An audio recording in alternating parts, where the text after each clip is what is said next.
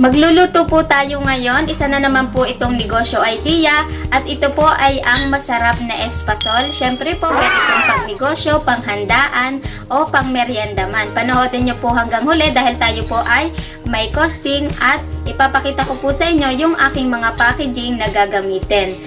Bago po muna ako mag-umpisa, shout out po muna ako saglit. Hello po Tita Emmy, Emelita Baldonado family. Hello po sa inyo na nasa Canada. May pong salamat sa inyo at sa inyo pong suporta. Mga mami po na mahilig sa mga luto-luto, inaanyayahan ko po kayo na bisitahin po yung kanyang Instagram, Emmy's Kusina. Madami po kayong menu doon na makikita. Kaya kung interesado po kayo sa mga ganitong video, inaanyayahan ko po kayo na bisitahin po yung aking channel. Kaya tara na po, umpisahan na natin ang pagluluto ng masarap na espasol.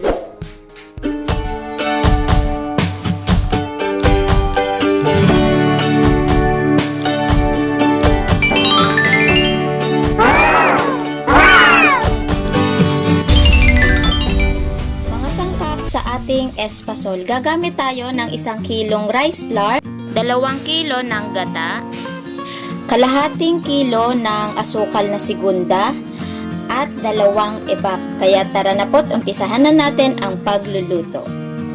Ang una po muna natin gagawin ay isangag po muna natin itong ating glutinous rice flour. Isangag na po natin yung ating malagkit at intayin lang po nating mag-brown at okay na po ito at atin na pong hahanguin. Kailangan lang po alalay po yung inyong apoy dahil baka po masunog yung ating malagkit. Yan, halo lang po tayo ng halo. Okay na po yung ating espasol, nag-brown na din po siya. Malalaman nyo din po na okay na yung ating pagkakasangag pag meron na po kayong ibang amoy yung ating malagkit. At isa din po yung nagbibigay flavor dito sa ating masarap na espasol. At atin na pong hahanguin sa isang lagayan. Naisali na po natin yung ating isinangag na malagkit at ang sunod na po natin gagawin, magbukod po muna tayo ng ating pagpapagulungan ng ating espasol. Kasi baka mamaya mawala sa isip natin at makalimutan nating magtira. Nangyari na po sa akin yun. 2 cup po yung aking ibubukod. Pero yung sa inyo po, depende naman po kung gaano karami ang gusto ninyo. Kung kaunti lang naman po yung inyong lulutuin, kaunti lang po yung inyong ibukod. Dito ko na po siya inilagay sa ating paghahanguan. Magluluto na po tayo ngayon ng ating espasol. Ilalagay na po lahat natin yung ating mga ingredients. At kapag kumulo na po ito, ilalagay na po natin dahan-dahan yung ating isinangag na malagkit. Yung ating pong gata, yung ating eba, at yung ating pong asukal. Nailagay na po lahat natin yung ating mga ingredients at iintayin lang po natin tong kumulo. Nakulo na po yung ating ebap at saka yung ating gata. Maglalagay na po tayo dahan-dahan ng ating isinangag na malagkit. Medyo magtsatsaga lang po kayo dito maghalo dahil medyo labanan po ang ating gagawin ngayon sa ating paghahalo. Kailangan po talaga ay halo ng halo dito po sa ating espasol.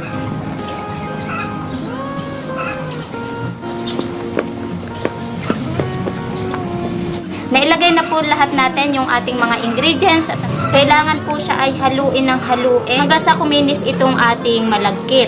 Maya ay papakita ko sa inyo yung ating finished product. Konting tiyaga lang po sa paghahalo. Malapit na pong maluto itong ating espasol. Wala na po siyang buo-buo, makinis na. Yung bilis po ng pagluluto, depende po sa inyong halo.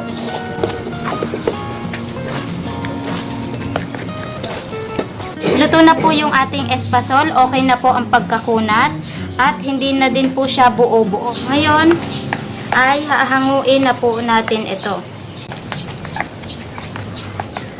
Luto na yung ating espasol at ilalagay naman natin siya dito sa ating tray na nilagyan natin ng sinangag na malagkit. Palalaparin lang po natin, pero yung kapal depende na po sa inyo kung ano po yung gusto nyong kapal. Pero yung standard na kapal po ay 3/4 inch. Palaparin lang po natin itong ating espasol. Tapos ating pong palalamigin at magkakat na po tayo ng size na ating gusto. Tapos itaklob lang po natin sa ibabaw yung ating mga binukod na sinangag na malagkit. Hindi po madikit yung ating espasol dahil ito po ay sagana sa gata. Naglangis na po yung ating gata. Hintayin lang po nating lumamig-lamig itong ating espasol at babalutin na po natin ito. Balikan po natin maya-maya lang ng kaunti. Habang pinalalamig ko po ito ay ire-ready ko na din po yung ating mga pagbabalutan. Magre-repack naman po tayo ngayon at ang ating pong gagamitin na pagbabalutan ay ito pong ating plastic container na 16 ounce. Pero meron naman pong paper cup na ganito. Pero depende na po sa inyo kung alin po yung inyong gagamitin. 16 ounce po ito. Tapos, magre-repack din po tayo dito sa ating plastic para mas mura-mura po yung ating packaging. Pero dito po, hindi po tayo magre-repack dito sa Phoenix po ang pangalan ng papel na ito. Medyo hassle na po yung pagre-repack dito. Pero ito po talaga yung original na pagbabalot ng espasol. Ngayon, umpisahan na po natin ang pagbabalot. Unahin po muna natin dito. Ipakita ko po sa inyo kung paano po magbabalot dito. Balot lang po tayo ng isa at maglalagay na po tayo dito. Magre-repack na po tayo. Maglagay lang po tayo nitong pahaba na espasol. 2 guhit po ang timbang nito pero kung gagawin nyo po yun, depende na po sa inyo kung anong bigat po yung inyong gagawin. Ayan, siksigin lang po natin yan. Bilugin. Tapos, itupin nyo po yung mga dulo. Itulak nyo lang po siya papasok. Yan, ganun na po yan. Tapos, yung kabilang dulo naman.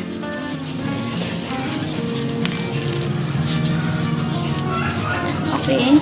Yan, ganun po yan. Ito po talaga yung original na pagbabalot ng espasol. Pero hindi po ito yung ating gagamitin. So, ayan, napakita ko na po sa inyo kung paano po magbabalot dito. Kaya depende na po sa inyo kung ano pong packaging ang inyong gagamitin. So, ngayon ay mag-uumpisa na po tayo sa pagre-repack nitong ating espasol. At ang gagawin po natin ay magkakat po muna tayo lahat. Saka po tayo magre-repack. Kapag nakat na po natin ito ng haba-haba, i-square naman po natin.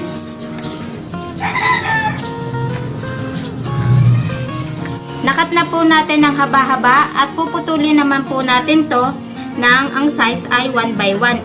I-square lang po natin. Tapos isaw-saw nyo lang po yung mga gilid-gilid.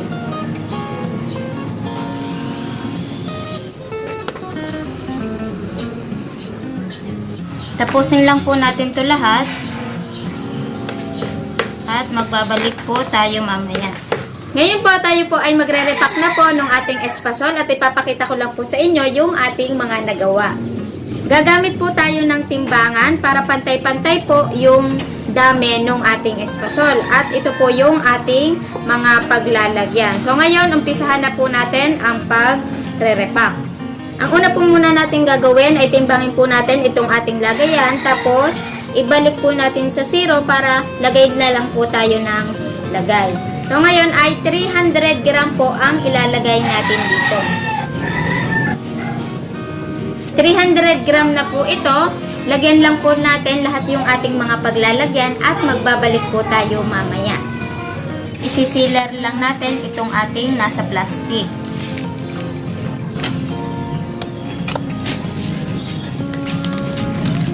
Ngayon po ay na-repack na po natin lahat at ito po yung ating mga nagawa. Tikman lang po natin itong ating espasol. Ang sarap po ng ating espasol. Yung tamis niya po, kung ayaw nyo po ng matamis, saktong-sakto po itong ating lasa na inilagay na ating kalahating kilo. Tapos, habang hinunguya po, may linamnam po kayong malalasahan dahil dun sa ating purong gata, dun sa ating eba, saktong-sakto lang po ang ating mga ingredients dito sa ating espasol. Sana po itong recipe na ito ay matry nyo. Pwede naman po kayong gumawa ng kaunti. I-divide nyo lang po yung ating mga ingredients. Sana po masubukan nyo po itong ating recipe ng espasol kasi hindi po talaga ako mapapahiya sa inyo dahil masarap po talaga itong ating espasol. Malinamnam. Ngayon po tayo po ay magkokosting na at unahin po natin sa ating malagkit, 84 pesos. Ang atin pong gata ay 100 pesos. Ang atin pong ebak ay 44 pesos. Kung asukal ay 22 pesos. Basol ay 50 pesos. Kaya ang total niya po lahat ay 300 pesos. Ngayon ay mag-plus na din po tayo ng ating labor cost na 50 pesos. Kaya ang total niya po lahat ay 350 pesos. Sunod naman po natin gagawin ay tuusin po natin kung magkano pero 100 gram ang magiging presyo. Nung natapos po itong espasol na aking ginayat, ay tinimbang ko po ito at ang kinalabasan po ay 4 na kilo. Yung atin pong 4 na kilo, ay ko-convert po natin sa gram. Kaya ang kalalabasan niya po ay 4,000 gram. Yung atin pong 4,000 gram, i-divide po natin sa 100 gram. Kaya ang kalalabasan niya po ay 40 na 100 gram. Yung atin pong 350 pesos, i-divide po natin sa 40. Kaya ang kalalabasan po nun ay 8.75 per 100 gram ang ating magiging puhunan. Ang una po muna nating tutuusin ay ito pong ating nakarepack na 150 gram. I-times po natin sa 8.75. Ang kalalabasan niya po ay 13.12 ang puhunan po natin dito sa ating nakarepack. Ito po ay tutuusin natin sa bentahan na 20 pesos. Kaya 20 pesos times 4, tayo po ay bebenta dito ng 80 pesos. Ito pong ating nasa lagayan, 200 gram. Ita-times po natin sa 8.75. Kaya ang kalalabasan po nito na ating puhunan ay 17.50. Ipa-plus na din po natin yung ating puhunan na packaging. 2.70 po ang isa, equal 20.20 po ang puhunan natin dito sa isang lagayan. Ito po ay pwede nyong ibenta ng 35 pesos ang isa.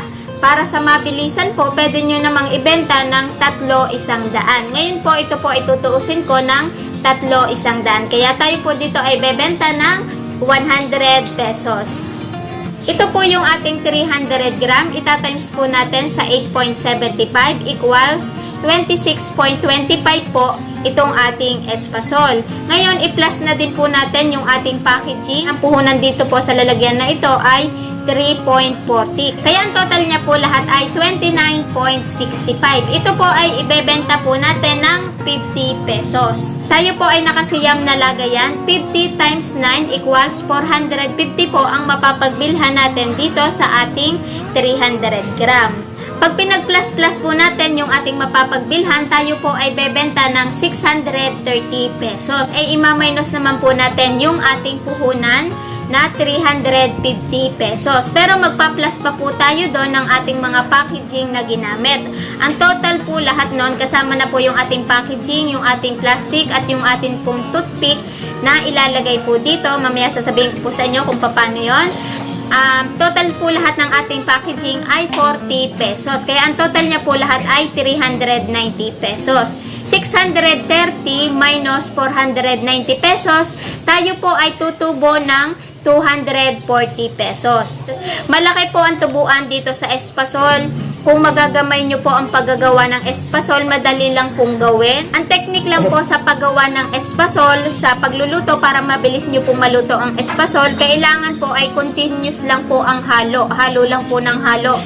At saglit lang din po lutuin. Yung atin po 1 kilo na ginawa, saglit ko lang po yung niluto at continuous po ng paghahalo. Kaya sa may mga niyugan po dyan, gawin nyo na pong business itong ating espasol. Mas mapapasarap nyo po itong espasol kung mas marami po ang gata. Sa mga magtatanong po kung gaano po ang itatagal nitong ating espasol, 7 days po okay pa po ito basta nakalagay po sa rep, at kung hindi naman po ay 3 days ay okay pa po. Dahil dito po sa ating niluto ay wala po tayong ginamit na preservatives dito sa ating espasol. Dun po sa ating mga nag-opisina, ito po pwede nyo pong ipa-order sa inyong mga katrabaho. Lalagyan nyo lang po ito ng toothpick, magsama po kayo kung ilang piraso, tapos i-tape nyo lang po dito sa ibabaw.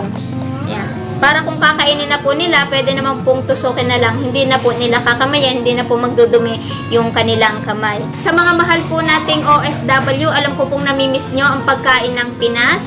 Ito po kayang-kaya nyo pong gumawa kahit po kayo ay nasa malayo. At syempre, pwede nyo din po itong gawing sideline. Meron po akong nabasa, kababasa ko lang po, ginawa niya pong business ang Leche Plan. Nasa UAE daw po siya at ginawa niyang sideline yung paggagawa ng Leche Plan. Hello po sa inyo ma'am, marami pong salamat. Ito po, pwede nyo pa pong idagdag sa inyong sideline. Pwede po ito. Kasi alam naman po natin yung ating mga kasamahan na OFW, namimiss na din po nila yung pagkain ng Pinas. Kaya ito po, pwede po kayong magpa-order sa kanila o kaya naman ay gawin yung banding ang pagluluto ng espasol. Kaya sa mga naghahanap po ng extra income, panoorin nyo lang po yung aking mga video at magkakaroon po kayo ng mga idea. Kaya maraming pong salamat sa inyong lahat at kita-kits po ulit tayo sa aking next video. Marami pong salamat. Bye-bye!